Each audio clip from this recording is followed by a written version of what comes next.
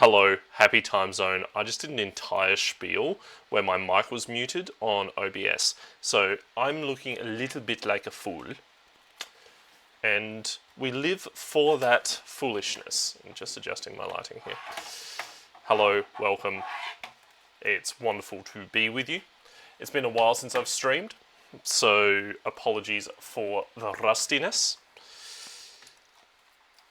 No, it was me. As always. As a not friend of mine once said, I'm pretty, I'm not real bright. Hello.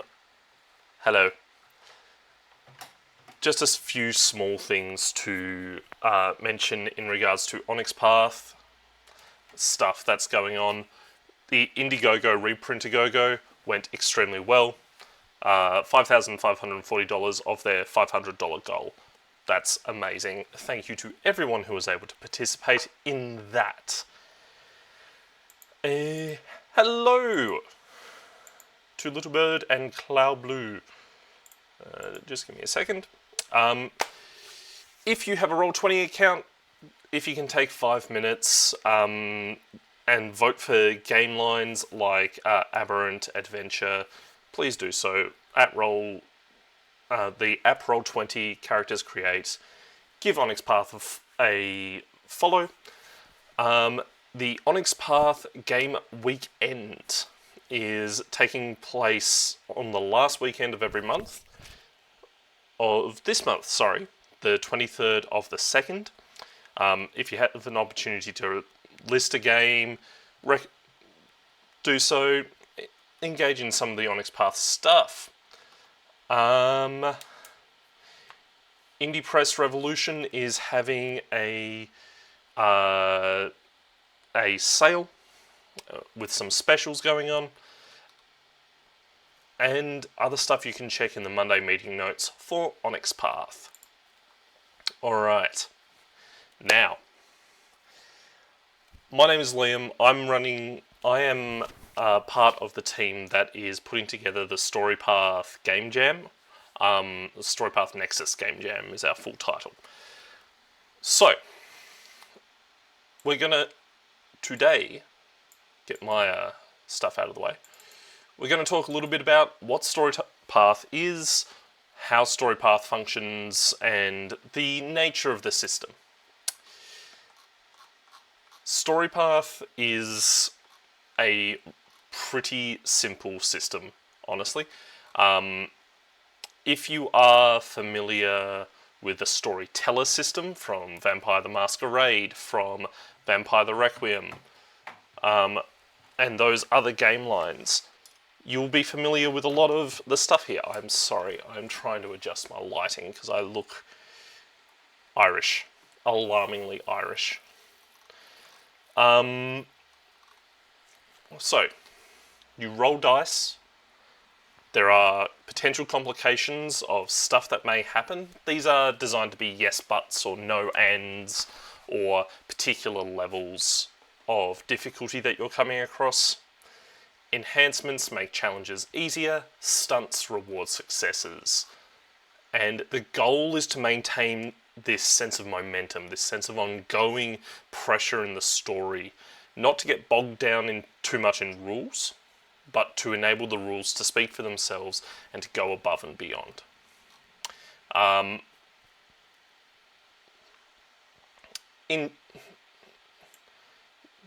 This is a difficulty-based system, so if you're familiar with Vampire the Masquerade, particularly V5, you're already familiar with this style of system. Difficulty is how many successes you need to get, with a target number of 7 on the roll to count as a success. Insufficient successes don't count, etc., etc. You have an injury tracker, you have paths which take different styles and constructions of storytelling to put together and allow you to tell different stories. These games are different. Each one is very, very different, and each one functions on the same system, I think, really well. I haven't had the opportunity to play them as much as I would like, but we all live with the shame of our upbringing. So, key games, Scion. Now, Scion is... I've said this a few times, and it seems to ring true for people who have managed to play the game. Scion is Percy Jackson, the role-playing game, or Artemis Fowl, the role-playing game. Scion is a game where you are playing a divinely ordained hero or a child born to a deity. That's kind of how Scion is designed to work. Scion is... honestly, it looks so fun. You are kind of grandfathered into a worldview, into a system that is all about magnifying the names and the powers of the deities in question. Scion Origin has a bunch of those deities. I'll just jump to some of them, if I can find them. Here we go. Paths.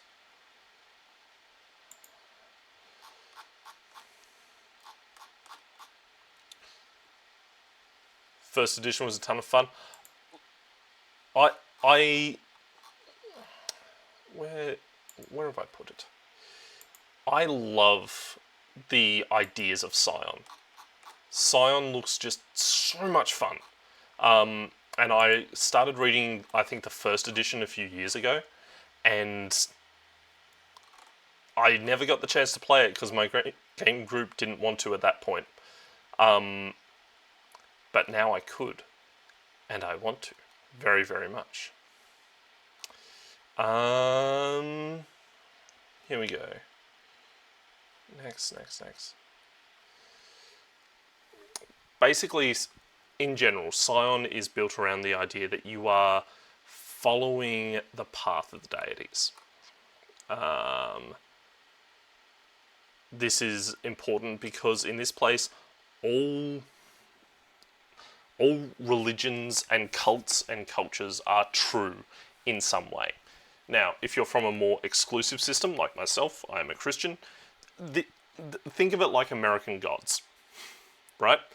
It is not that the designers are saying that your religious perspective is inherently wrong. They are saying, in this game, this functions like American Gods, where if there is belief, the gods manifest. And sometimes that's a bit difficult, sometimes that's a bit rough for those of us who have a bit more of a exclusive faith.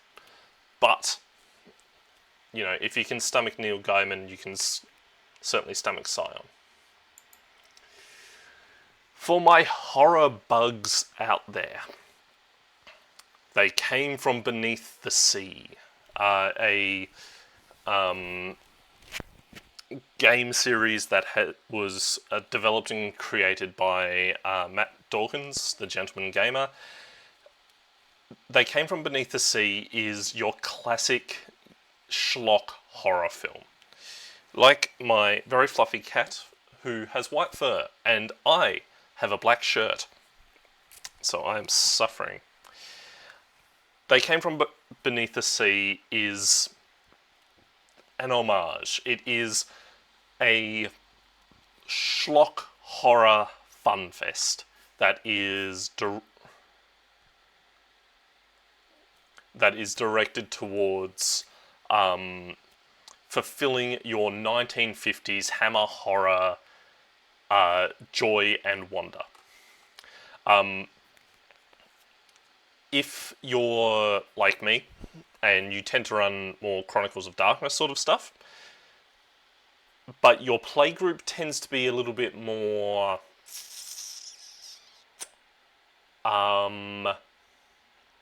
they accept that the premise of your game is horror, but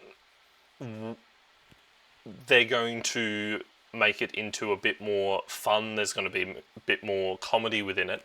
They Came From Beneath the Sea is a good option there. It is and its inspiration media kind of says that the most for me. You're looking at things like they came from another world, Fiend Without a Face, Invasion of the Body Snatchers, Invasions from Mars. Think also possibly Mars Attacks, Men in Black. These sorts of heavy-handed horror that tells a story about something in your area. I find that this is this has the advantage of piecing together horror in the backyard, a style that I really appreciate.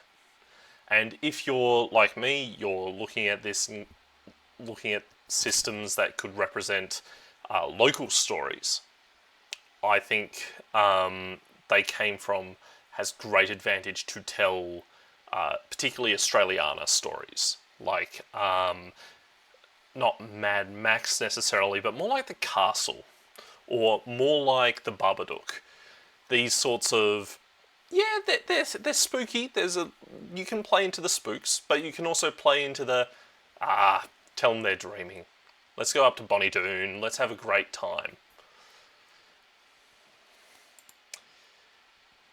Next is the sci-fiest of sci-fis, Trinity Continuum. Trinity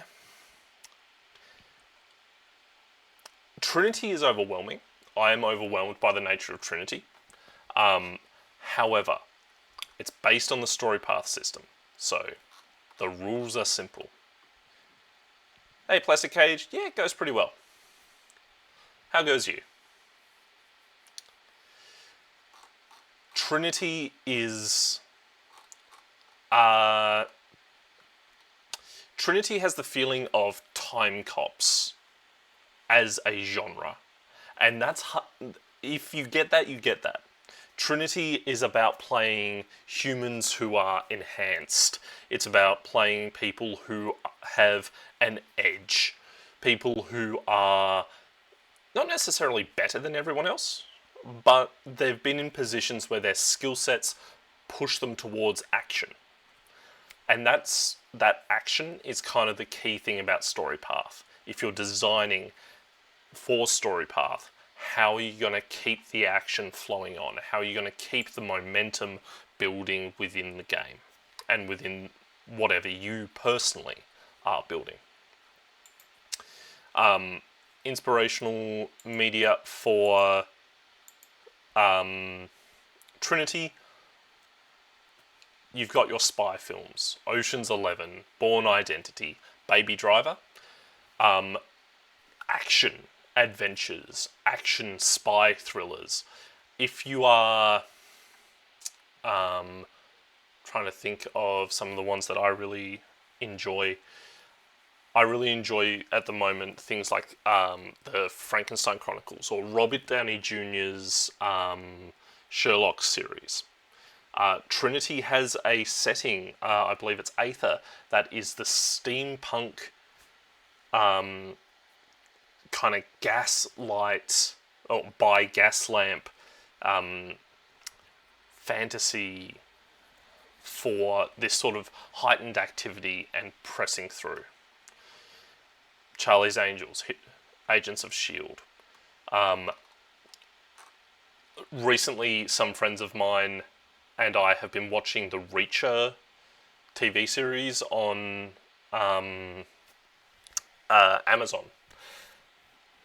Trinity is perfect for that, because you are taking enhanced humans and pushing them further than what you think they should, because you're keeping the momentum, you're keeping the pace, and you're keeping the style of the game.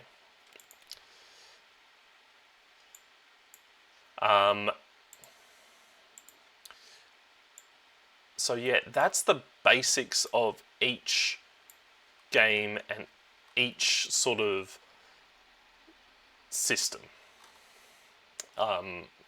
each splat of the game.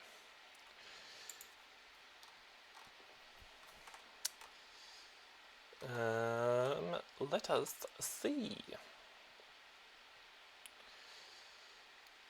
So, the one game line that exists around this jam that I don't have is Dystopia Rising. Dystopia Rising is The Walking Dead in a game, or it's Shaun of the Dead in a game. It is about working through a zombie apocalypse or a pandemic and pushing through the dystopia around you.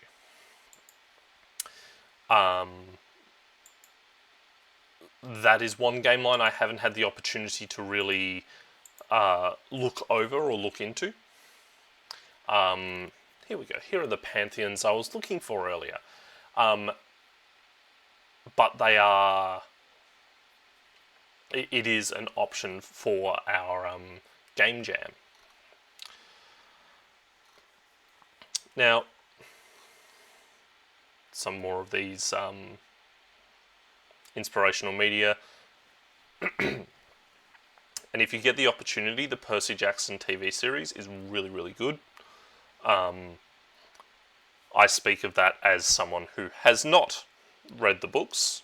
I watched the movies, and I personally enjoyed the TV show a bit more.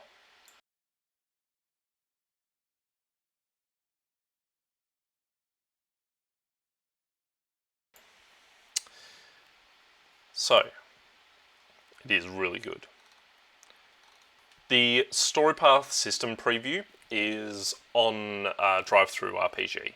So if you're looking at participating in our game jam, and you kind of want to have a bit of a nailing down of what things could happen, check out the You Are Too Fluffy animal. I have this cat who is just spread out and giving all of her fur to me. I really appreciate it. Yeah, Dystopia Rising Evolution.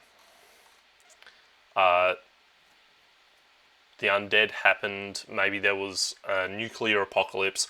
Maybe there was something else. But look at this art.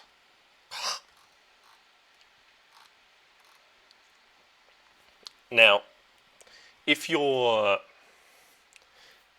been paying attention to MCDM's style of their game that they're going to be putting out soon, they have a system that is supposed to be fantasy,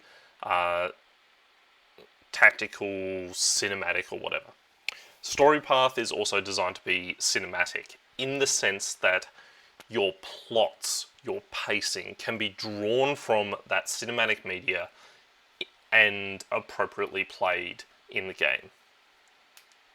Yeah, Storypath is a really cool system. You can definitely see where the inspirations from the storyteller system of World of Darkness and Chronicles of Darkness come in. But also, it's just that little bit more refined towards keeping things moving. I've played a fair bit of Vampire the Masquerade. I've run mostly Chronicles for the 8 years I've been DMing. And there comes a point at some point where things just kind of jam and stop. Not in a good way. Everything just kind of pauses because people don't know what they're doing. Storypath has mechanics for pushing past that. It's called momentum. And you can spend momentum and you can use momentum to keep the story going, which is rad.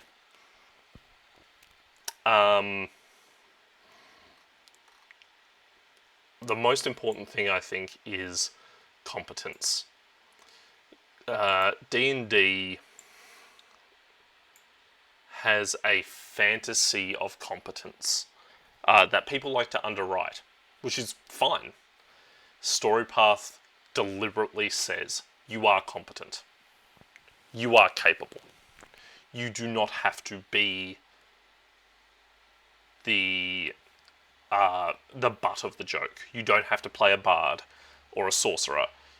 You are magic itself. You are a child of one of the gods who brings magic down from the heavens. You are an investigator who is slowly putting together this Call of Cthulhu-like puzzle, and as it uncovers, you become aware of what's going on. You are an agent. You are Agent Smith, who has been sent in to take care of business. You are competent. And that's really fun, and that's really reflected in the character building and design.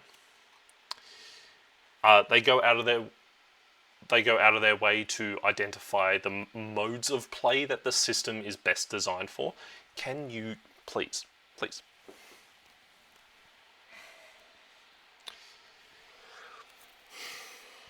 The most obvious mode is action adventure, and that's where things like Indiana Jones comes in.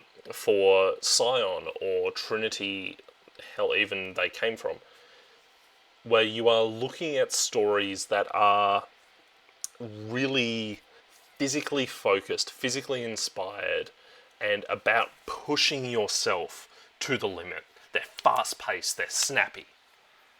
So, in a game jam, where we are all coming in as developers, basically, we are developing our own game, our own product. The game jam has done the heavy lifting for us by selecting the system.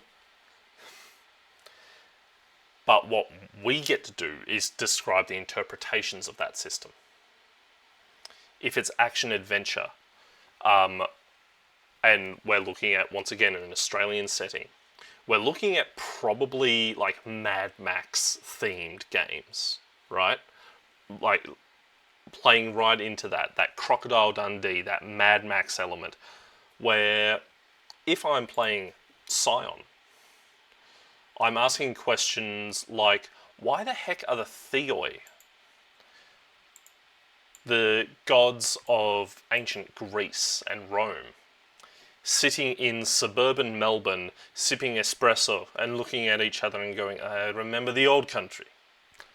Why are the Tuatha De Danann based in Port Arthur?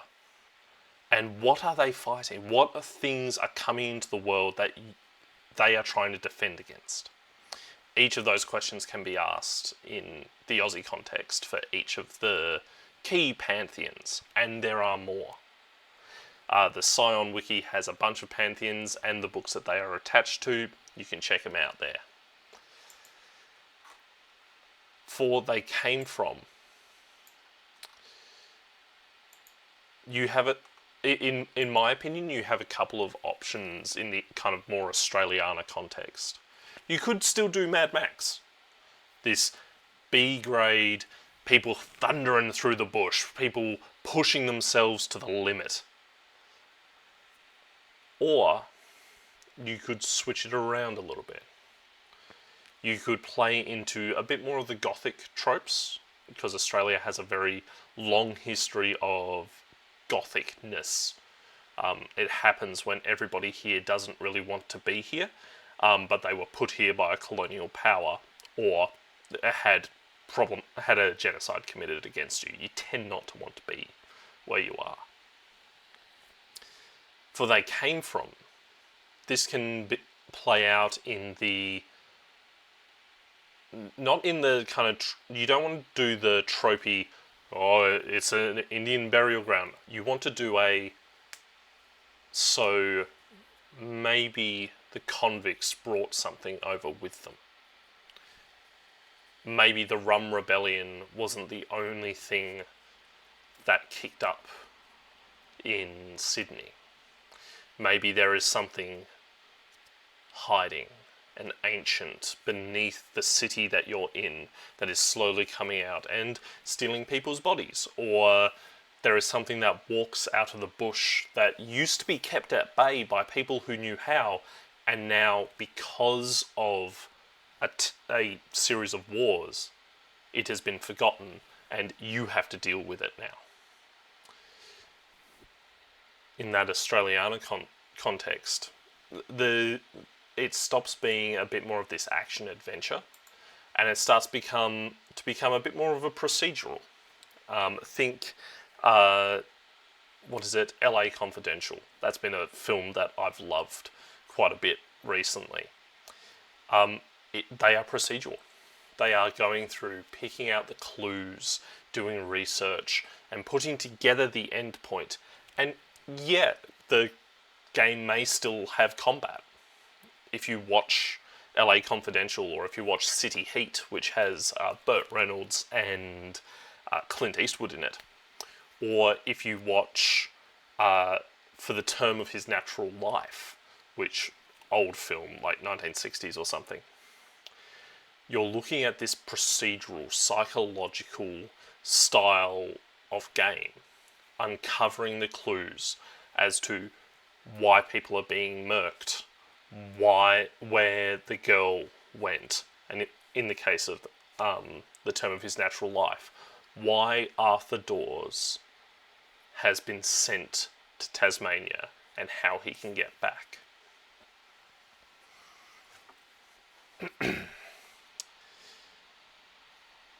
Intrigue is, for those of us who like playing Vampire, intrigue is for the social gamers, those who love roleplay. It's for romantic ties and blending real-time conversation with stretches of skipped time, as this says. It's about persuading and socialing your way through the problems. Intrigue, if you're gonna think of any intrigue sort of things, think Artemis Fowl. I don't remember the movie. I didn't think it was particularly good. I remember that much. But that sort of, we have captured something that came from beneath the sea. Or we have to get into the vault. But the only way we can get into the vault is by knowing where the vault is, talking to the owner, getting the key, doing all of this sort of intrigue-based stuff. And then putting together and weaving through, okay, this is what we do as spies, as assassins, as whatever you like, as thieves.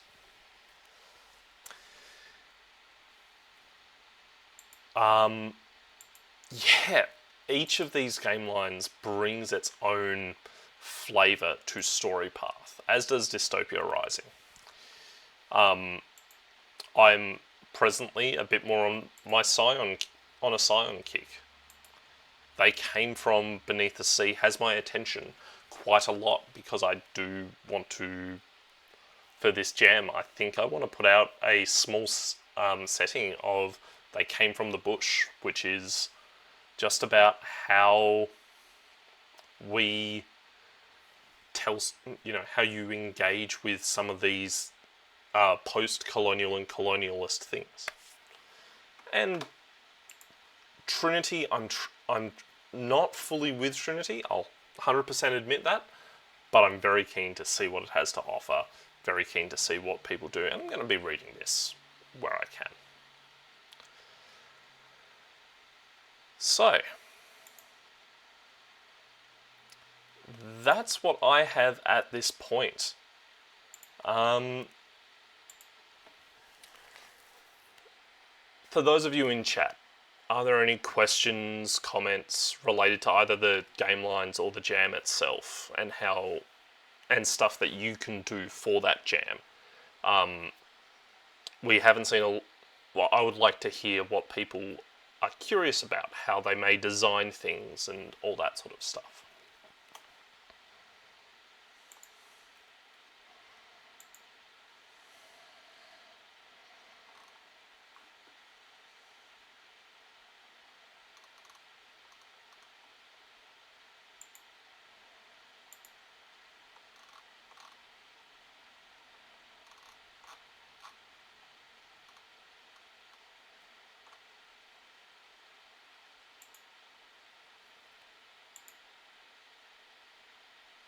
Yeah, I love the idea of They Came From.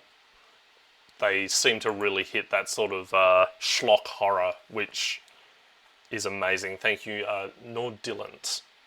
Nordillant? That's who you are now. That's your name. Mm-hmm.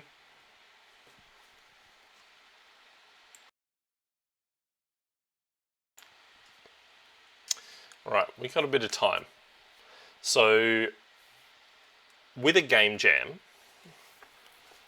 Yes, I got it right. I am a genius. All may bow before me.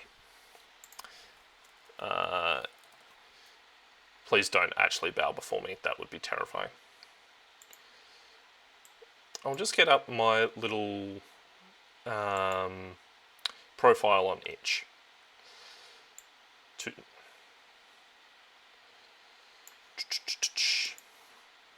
So you can find me on itch, you can buy these, or you can just download them if you want. I have written and designed these games. Each of these is based on a... There are a lot of things you can do with a horror angle and cloud blue, and I like horror. Horror is fun. Good example of that is Sol Sanguinis. You are a vampire trying to conquer the sun. It's very Auto Dracul, it's very Vampire the Requiem inspired. It is... And it is based on a couple of other systems that have thrown in.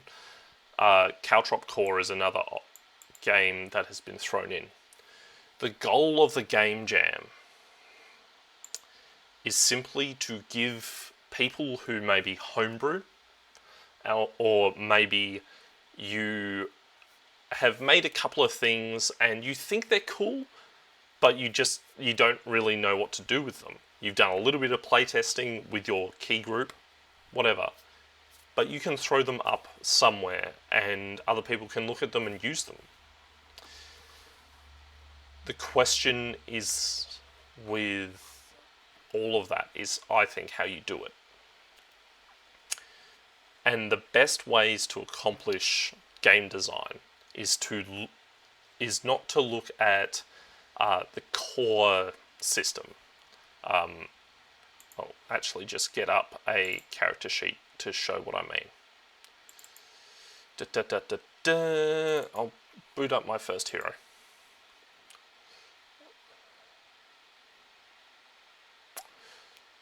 So this is a character that I built for Scion, because for me, I need to build character creation to learn the system. If you're participating in this game jam, maybe look at specific ways you can apply the skills and different suggestions and all that sort of stuff. I wouldn't recommend touching attributes, but you do what you want to do. It's these things down here, in particular, that you can alter. Paths. So, in the game jam, if you want to give people lots and lots and lots of path options, you can do it. In fact, we would really encourage that, so that people can just grab your document as a reference point and go, oh, for Scion, this high occultist idea, this I've got a medical responder here for this character, but maybe you're a stay-at-home housewife, house husband, house NB, whatever. Maybe there are different deities that you want to engage with here. Adding direct paths and how they interact with the rest of the system helps people to understand, can help you to first understand the system, but also helps you build out of that system into something different. Other things are magic powers. In Scion, they are called knacks. In Trinity, they have their own name for them. I'm trying to remember what they're called. Edges, which are things like you're always prepared. Taking a core mechanic and adding to it, or adding a slightly different edges and gifts in Trinity. Thanks. It gives you the ability to do some very basic design and fill a gap that you may sense in the system. Because no system is perfect. Each system has its own different elements that you can play with. Edges, gifts, knacks help your design basics, honestly. And that's how you can call them forward. Matt, I really need to get into Trinity. Thank you, Plastic Cage Plays. Each Trinity era adds more options. Psionics and Aeon, Quantum Powers and Aberrant. And if you double up for the purposes of this game jam, we're not going to be angry about it. We're not going to tell you, no, bad job. But it is something to be aware of, that these additional elements exist in the games, and you should look at potentially what that may mean. For Scion, if you're looking at designing for Scion, there are... this is the core book, this is Origin. The thing about Origin is you are building from a very mundane character. You are building a person who has some vague knowledge of the supernatural. As you get into books like Hero, Demigod, God, you are increasing that power level. Scion Origin is a great place to start. But if you want to go balls to the wall, go balls to the wall. Get the God book and just fang it. Absolutely fang it.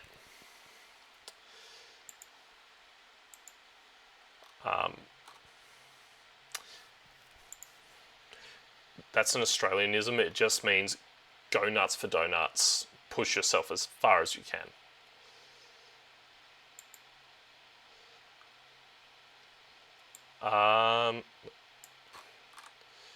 Connections and trademarks.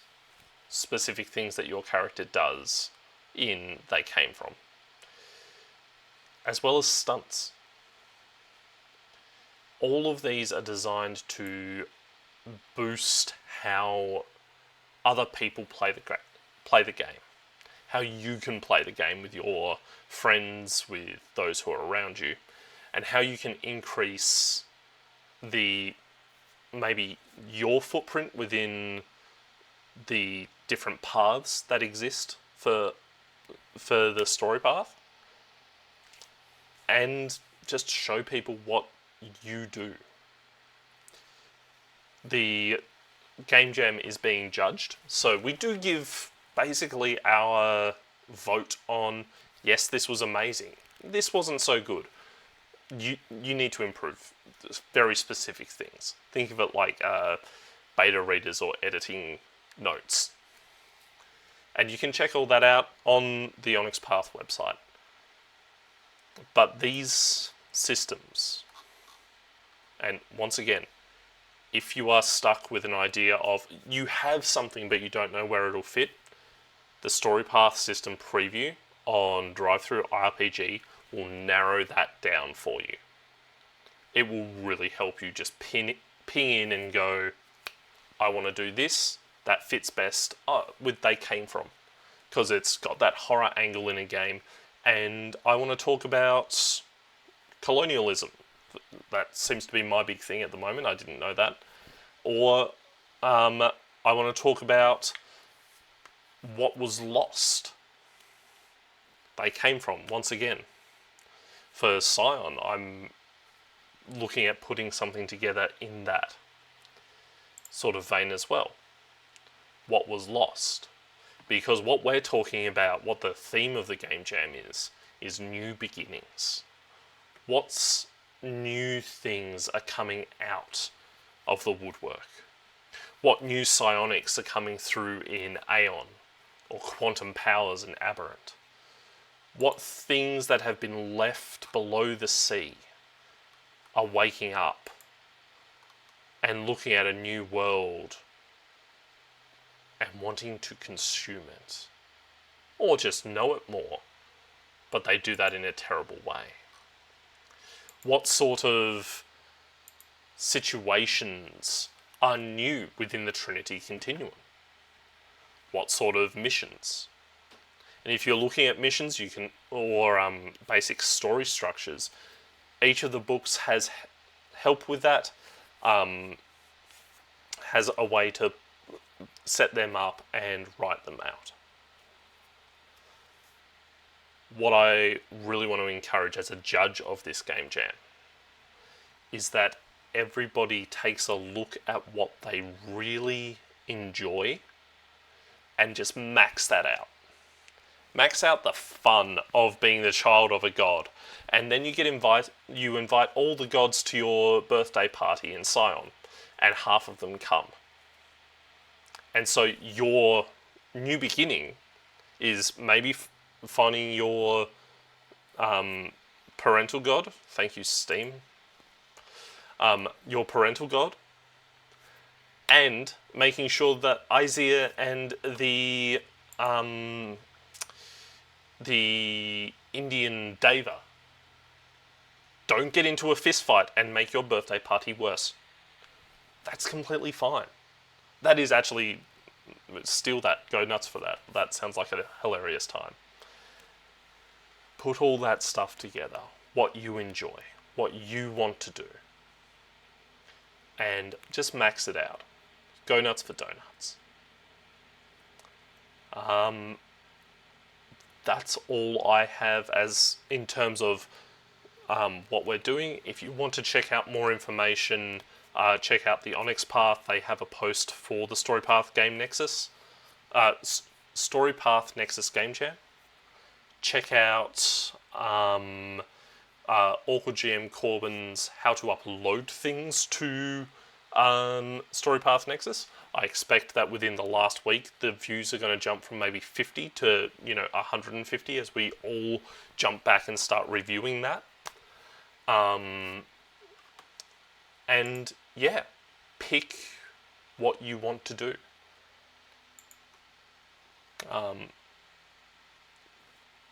Chat, is there anything else that you guys would like to add or have called out? We have about 10 minutes before I will pass the baton on to those who are following me, who are somewhere. I have to check our network. Oh, thank you. Who are Scion, Live by the Blade, going through Dragon, one of the Scion books, and playing through that.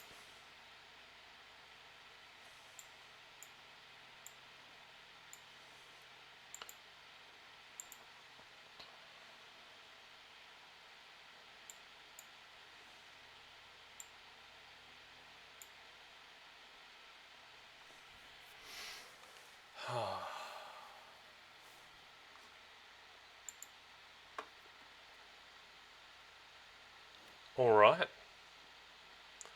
Well, if there's nothing else, as always, thank you very much for tuning in to Onyx. Stay tuned as we push into Live by the Blade just after this. And remember, there are many worlds, one path with Storypath.